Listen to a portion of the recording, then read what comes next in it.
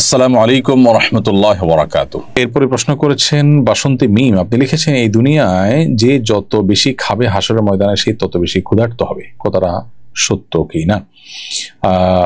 এই মর্মে মুসনাদে বাজ্জার একটি হাদিস রয়েছে।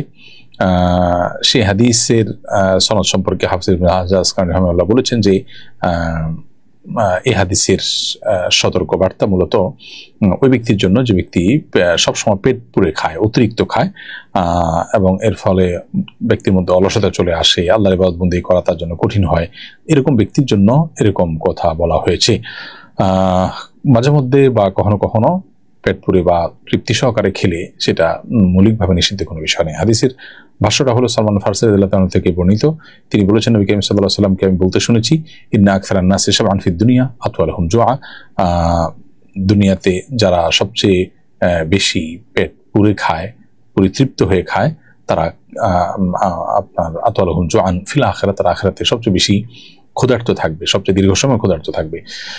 তো এই ধরনের হাদিস আরো বিভিন্ন বর্ণনা রয়েছে এবং হাদিসটি আপনার হাসান পর্যায়ের এবং এর আরো বিভিন্ন সওয়াহিদ অর্থাৎ সমপর্যায়ের আরো কয়েকটা বর্ণনা রয়েছে। মৌলিকভাবে হাদিসটি গ্রহণযোগ্যতার লেভেল পর্যন্ত যায়, তার মর্মন্ততে গ্রহণযোগ্যতার লেভেল পর্যন্ত যায়, কিন্তু এখানে উদ্দেশ্য হলো যারা সব সময় পেট পুরেই খায় এবং অতিরিক্ত পেট পুরে খাওয়া, এটা মানুষের আলস্য ইত্যাদি আনার কারণে মূলত হাদিসে উৎসাহিত করা হয়েছে। মৌলিকভাবে মাঝে মধ্যে পেট পুরে খাওয়া বা পরিপূর্ণ পেটে খাওয়া নিষিদ্ধ নয়, তবে পেট খালি রেখে খাওয়া এটাই হলো সুন্নাহ এবং নবী সাল্লাল্লাহু আলাইহি ওয়াসাল্লামের আদর্শ, এবং এটা আমাদের স্বাস্থ্যের জন্য অধিকতর উপযোগী।